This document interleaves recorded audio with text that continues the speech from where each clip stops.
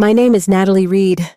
The day I walked up to my childhood home and found the locks changed, my sister barefoot on the porch, and my husband's jacket on the banister, I knew I'd been erased.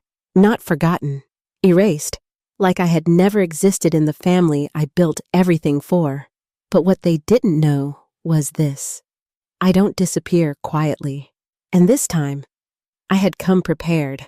I'd been gone 3 weeks. Just 3. A business trip to Austin, then Portland, then a weekend in Napa to think. I work in luxury real estate, own my own firm. Actually, after years of clawing my way up from coffee fetcher to CEO, I'd finally built something I was proud of. I was supposed to be celebrating our expansion into Bellevue, but when I came home, nothing felt like mine anymore. The first thing I noticed was the porch light burnt out. Jeremy was supposed to fix it. Then came the silence. Our dog, Winston, didn't bark. The air felt wrong. I stepped onto the porch and saw Megan, my younger sister, lounging barefoot on the swing, drinking from my favorite mug. She blinked at me like I was an unexpected guest. Back early, she said. Like this was her place. I live here, I replied. My voice didn't rise, but my hand tightened around the handle of my suitcase. Where's Jeremy? She tilted her head, smiled slowly. Inside, watching the game. No hug, no welcome home, no apology. I pushed open the front door and was hit with the scent of her perfume. Something sugary and adolescent clinging to my furniture like mold. Jeremy was on the couch, shirtless, holding the TV remote like a weapon. When he saw me, he jumped like a kid caught stealing cookies. Oh, you're Hay. Babe, he stammered. Megan stood behind me now, arms folded, a smirk playing on her lips. We didn't know when you'd be back. Clearly, I muttered. Why is she here? Jeremy shifted. Well, your mom said your sister needed a place. She's going through stuff. My mom doesn't pay the mortgage. I snapped. Jeremy gave me a look I'd seen before, the don't make a scene look. And just like that, the world tilted. I wasn't in my home. I was in a set someone else had rewritten while I was gone. I spent the night in the guest room. The next morning, Megan used my coffee machine without asking. She wore my old college hoodie, dragged a chair across my hardwood floors, and told me I really should take a break from work. Jeremy.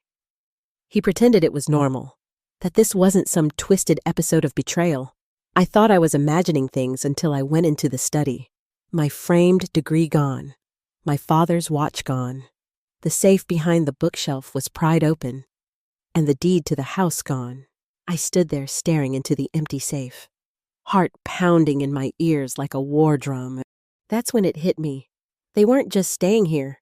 They were trying to take it. All of it. Jeremy walked in like it was any other morning. I know you're upset.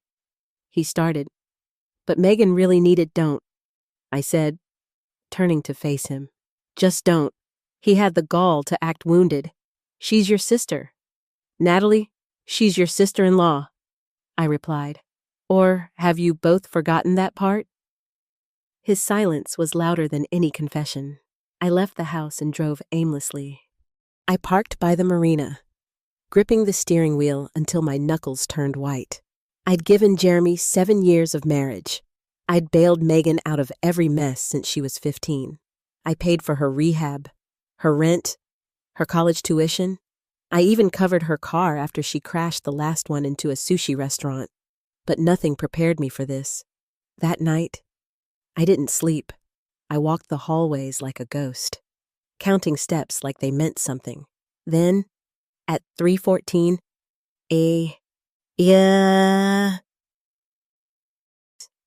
I texted Haley, my assistant, pull all property records on 17th Avenue. I think something's wrong, she replied instantly. Already on it. What she found the next morning made my stomach twist. A quitclaim deed, filed 2 weeks ago, transferring my house to Megan. Signed by me, except I had been in Portland, and I never signed a damn thing. I sat in my car, staring at the PDF Haley had sent me, the morning sun catching the corner of the screen like it was mocking me. There, it was my signature. Perfectly forged. Slanted just enough to pass the smell test. Witnessed by someone named Caleb H. Dawson. A name I'd never heard in my life. Who the hell is Caleb Dawson? I whispered to myself. Haley called 2 minutes later. I found him. He's a notary. And you're not gonna like this. Try me. He works for Sinclair and Ames, that real estate law firm Jeremy used during his last flip. My fingers clenched around the steering wheel. That firm had handled every one of Jeremy's shady side ventures. And now they were trying to handle me. I drove straight to their office without calling first. I didn't care about protocol. I wanted answers. But of course, when I arrived, the receptionist gave me a polished smile and said, "I'm sorry. Mr. Dawson is currently unavailable." I leaned in and said, "Tell him Natalie Reed is here." And I know what he signed. That wiped the smirk off her face. 10 minutes later, I was in a sleek conference room, staring down a man who looked like he'd been born in a suit. Caleb H. Dawson, late 30s, too much cologne, a handshake like a politician. I notarized a deed in good faith, he said smoothly. You were there. You signed it. No, I said coldly. I was in Oregon. I have the airline receipts, time-stamped photos, and 15 witnesses who will testify I was nowhere near Seattle. He shifted in his chair. I'm giving you a chance. I continued, voice low. Retract that document. Admit it was forged. Or I go public. That means the Bar Association, the press, and a lawsuit with your name on every page. He swallowed. I'll need time to review. You have 24 hours. I walked out without looking back. That night, I didn't go home. I booked a room at a boutique hotel near the waterfront, ordered a whiskey neat, and stared at the glass like it might give me answers. How long had this been going on? How long had Jeremy and Megan been planning this? Was it revenge? Spite? Or did they just think I wouldn't notice Haley texted again? You won't believe this. Jeremy added Megan as co-owner on your development LLC last month. I laughed, not because it was funny, because of course he did. That LLC was tied to the land in Bellevue. We were about to close on a major deal, new condos. High-end, view of the lake. It had taken me 5 years to line up the financing and permits, and now her name was on it. I dialed Aunt Claire. Natalie, she answered, her voice soft with surprise. I need your help. I said, I think they're trying to take everything Dad left me. She didn't ask questions, didn't hesitate. Come over. I hadn't been to her house in over a year. She was my dad's older sister, the only one in the family who had ever told me I mattered. When he died, she was the one who cried with me. When Megan overdosed, Claire was the one who warned me not everyone wants to be saved. I told her everything. She listened, silent, eyes sharp like they always were. Then she stood, walked to her old filing cabinet, and pulled out a yellowed envelope. I never told you this, she said, but your dad made me promise to hold on to a copy of the original deed. He didn't trust your mother, or Megan. She handed it to me. Inside a notarized document from 12 years ago, explicitly stating that the house and the adjacent lot were left to me, sole owner, no transfer allowed without my consent. I thought I'd never need this, she said softly, but your dad knew better. I clutched it like a lifeline. For the first time in weeks, the panic lifted just enough for me to breathe. When I got back to the hotel, Jeremy was waiting in the lobby. He stood up as I entered, looking disheveled, tie askew, a sheen of sweat on his forehead. Natalie, we need to talk, he said. Then talk, I said, stepping past him toward the elevator. She made me do it, he blurted. She said you wouldn't notice, that you'd be too busy. I turned slowly. You slept with my sister.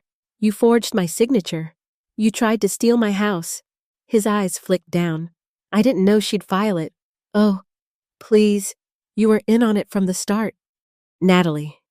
She said if I helped her, She'd split the Bellevue deal with me. I looked at him. Really looked at him. A man so hollow he'd sell his own marriage for a percentage of someone else's dream. You're both parasites, I whispered. And now it's your turn to rot. He flinched like I'd slapped him. But I didn't yell. I didn't cry. I just walked away and let the silence speak for me. I didn't sleep that night, not from anger, not from sadness, but from clarity. The kind that makes you sit upright at 4 a. and realize everything that once held you together was a lie. My marriage, my family, my loyalty, they had all been one-way streets, and I'd been the only fool still driving down them.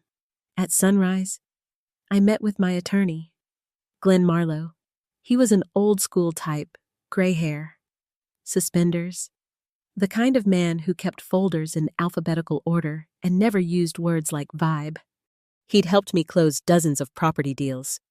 But this time, when I placed the forged quitclaim deed and my father's original will on his desk, his brows rose. "They're not just greedy," he muttered, flipping through the documents. "They're reckless." I told him everything: Jeremy's betrayal, Megan's manipulation, the notary's fake witness. Glenn shook his head the whole time, then gave a grim little smile. "They left a paper trail. And that's the one thing your sister and your ex can't charm their way out of." That afternoon, Glenn filed an injunction with the county recorder's office to freeze all transfers of property under my name, including the Bellevue LLC. By sunset, Jeremy and Megan would find their little coup d'etat legally paralyzed. But I didn't stop there. I went to my house with a locksmith. I wanted to reclaim it the way it had been stolen, quickly, efficiently, and without apology. Megan's car was gone. Jeremy's, too. Good. The locksmith worked fast, replacing the front, back, and garage locks. I had a new alarm system installed and reset every passcode. Then I went inside. It felt like a stranger's home. My things were still there, but rearranged. My framed photos were in boxes. My books had been moved to the basement. Even Winston's dog bed was gone, replaced by a newer one in Megan's favorite colors. I found it in the trash bin, the old bed I'd bought the day Jeremy and I adopted Winston. I stood there for a long time, holding the filthy fabric, until I realized I wasn't even angry. I was simply done. There's a kind of grief that doesn't come with tears, only resolve. I texted Haley, put out a press release. Reed & Co. is suing for fraud, misrepresentation, an unlawful transfer of assets. Tag the Bellevue project. She responded instantly. Already drafted. Want me to notify the investors too? Yes, every single one of them. By nightfall, my name was all over the real estate blogs, but not as a scandal, as a warning. I wasn't just the woman who got betrayed. I was the woman who fired back with a lawsuit in one hand and receipts in the other. The next morning, Megan showed up at the house. She didn't knock, just started banging on the front door like it owed her something. I opened it slowly. She stood there in a silk robe and slippers, like this was a Sunday brunch misunderstanding. Not a legal disaster. You had no right to change the lock, she snapped. I stepped outside, closing the door behind me. I had every right. I said, "I own this house." Her lip curled. "You're always so dramatic." "No," I said evenly. "You're just used to getting away with things." She crossed her arms. "Jeremy said he could talk you down. Said you wouldn't really go through with it." "Then he's just as dumb as he is dishonest." Megan narrowed her eyes. "You think Dad loved you more just because he left you this place? He pitied you. You were the lonely, uptight daughter with no life outside your job. He felt sorry for you." I felt something inside me go still. For a moment, I just stared at her. This was what it had always been about: resentment disguised as pity, cruelty disguised as honesty. "He didn't pity me," I said. "He trusted me." "Which is more than he ever did with you." Megan went silent, her face twisted, but no tears came. She turned, muttering something under her breath, and stormed down the driveway. I didn't watch her go. Later that day, Glenn called with good news. Dawson caved. He said he admitted the notarization was fraudulent. We've got him on record. That's enough to nail Jeremy and Megan for conspiracy. I hung up the phone and closed my eyes. For the first time in weeks, I felt clean. But this wasn't over. I wasn't finished. Because they hadn't just tried to steal my house. They tried to erase me from my own life. And I was about to show them what happens when a woman they buried decides to come back swinging. 3 days later, I walked into a family meeting my mother had orchestrated under the illusion of healing. She left me a voicemail, sugary and low, saying it was time to put our differences aside. I didn't go for peace. I went because I wanted them all in the same room when the truth landed like thunder. The location was, of course, my mother's house. Floral curtains, crystal bowls full of stale mints, a photograph of Megan's high school graduation framed twice on the mantel. Mine, incidentally, was nowhere to be seen. I arrived last. Jeremy was there, looking like he hadn't slept. Megan sat curled up on the love seat in an outfit just trendy enough to scream desperation. My mother hovered, wringing her hands. Always the portrait of selective ignorance. Natalie, sweetheart, she started, stepping toward me. I put up a hand. Don't, she blinked, retreating like I'd slapped her. Jeremy stood. Can we talk? Alone? No. I said, if we're doing this, we're doing it in the open. Let's not make this uglier than it has to be. My mother sighed, already positioning herself as the victim. We're family. No, I replied. You're relatives. Family shows up when it matters. Family doesn't steal houses or husbands. Megan scoffed. It's not like you didn't see it coming. You're so cold. Natalie, you always were. Everything in your life is spreadsheets and closing deals. No wonder he came to me. My jaw clenched. But I didn't flinch. That's funny, I said quietly, because even now, all you can do is talk about me. You never built anything. You just wait for other people to do the work and then find a way to weasel in. Girls, please. My mother interrupted, voice rising. This is not how we handle problems. Tell that to the forged deed. I shot back. Tell that to the investors I almost lost. Tell that to the notary who just gave us a signed affidavit confirming everything was fake. Jeremy shifted, color draining from his face. My mother stammered. I'm sure there's a misunderstanding. There's no misunderstanding, I said flatly. There's just you choosing to ignore what's convenient. I dropped a thick manila envelope on the coffee table. Inside are copies of the affidavit, the injunction, and the formal lawsuit being filed next week. You'll want to get a lawyer, especially you. Jeremy, that LLC stunt might be the nail in your professional coffin. Jeremy opened his mouth, but nothing came out. Megan leaned forward. You're really going to sue your own sister. I'm suing 2 people who lied, stole, and betrayed me. If one of them shares my DNA, that's just collateral damage. You've changed, she whispered. Like that was a crime. No, I said, you just never expected me to stop apologizing for existing. There was a long silence, the kind that stretches across years of swallowed pain and buried truth. And then my mother said the one thing that surprised me. I was wrong. Everyone turned. I should have listened, she said, her voice small. You always told the truth, and I didn't want to hear it. I kept thinking if I protected Megan enough, she'd grow out of it. But all I did was teach her there were no consequences. I didn't know what to say. It didn't make everything better, but it was the first time in my life she had chosen reality over comfort. I'm sorry, she said again. I thought I was helping. You weren't, I replied, my voice gentler now. But I appreciate you saying that. Megan stood abruptly, her face burning. So what now? You just get everything. No, I said. I get back what's mine, and then I get to move on. Jeremy sank back into the couch like the wind had left him. He didn't try to argue. Maybe he finally realized there was no coming back from this. I left the envelope on the table and walked out. The sun was setting as I drove home, my home windows down, the wind tangling in my hair. It felt final, but not sad, like the credits were rolling on a chapter that had dragged too long.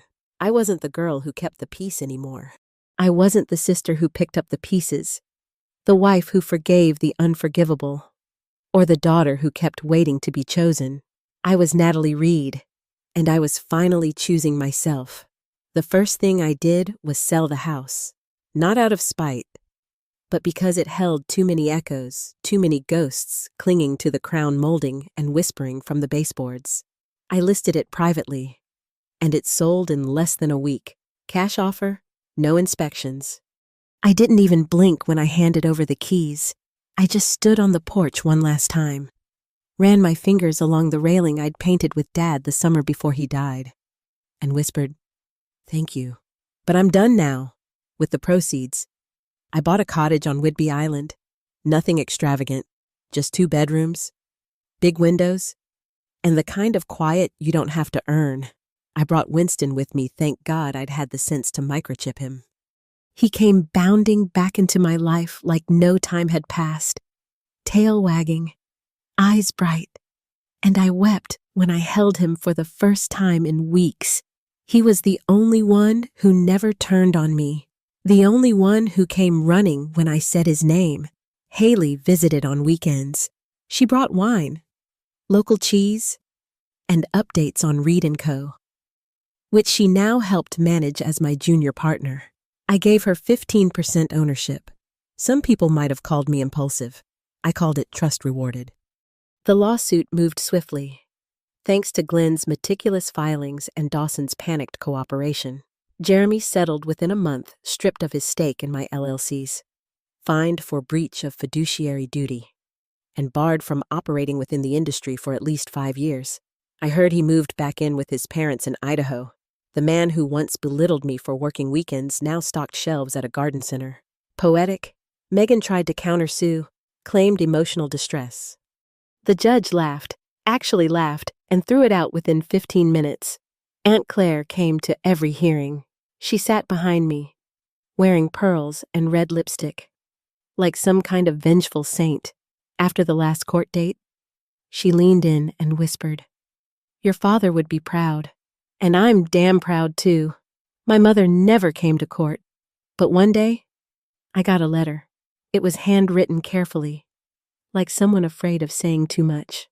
She apologized again, this time not just for the house, or for Megan, but for a lifetime of silence. She said she didn't know how to love a daughter who didn't need her approval, so she punished me for her own inadequacies. She said she understood if I never wanted to speak to her again, but hoped I'd at least know she was sorry. I didn't write back, but I saved the letter, because sometimes closure doesn't come from forgiveness. It comes from being seen. One rainy Tuesday, I found an old photo album buried in a moving box. There was a picture of me at 12, holding a for sale sign, grinning like I'd just found treasure. Dad stood behind me, hand on my shoulder. He'd written in the corner, "Natalie's first flip." She saw potential when no one else did. That's who I was, who I still am. I kept building. The Bellevue project resumed without Jeremy, now fully under my control. Investors flooded back in once they realized I hadn't been the problem, I'd been the anchor. Within a year, it was sold out. 8 condos, lake views, every one of them bearing my name on the deed. One morning, I stood on the rooftop of the model unit, coffee in hand, watching the fog lift off the water, and I realized something. I didn't miss them. Not Jeremy, not Megan, not even my mother. I missed the version of me who thought she needed them to feel whole. But that version was gone now. In her place stood a woman who had been used, erased, betrayed, and still rose. Natalie Reed, builder of homes, breaker of chains, and finally free. There's a heartbreak that doesn't come with slammed doors or shouting matches. It comes with silence, with being erased by the very people who should have protected you. Natalie's story isn't just about betrayal. It's about being used, discarded, and underestimated by those she once called family. But more than that, it's about the quiet, steady power of reclaiming yourself. For many of us, especially those in our later years, we've spent decades holding families together. Often at our own expense, we've forgiven more than we should, stayed silent longer than we wanted, and waited for people to change who never did. But the truth is, there comes a moment when we stop asking for respect and start demanding peace, not through revenge, but through boundaries, through walking away. Natalie didn't become bitter. She became clear, and that clarity gave her freedom. If this story touched something in you, if you've ever been made to feel invisible, betrayed, or replaced, I invite you to share your thoughts in the comments. You're not alone, and maybe, like Natalie, your second act is just beginning. Don't forget to like, subscribe, and turn on notifications. We share stories that speak the truth too many are afraid to tell.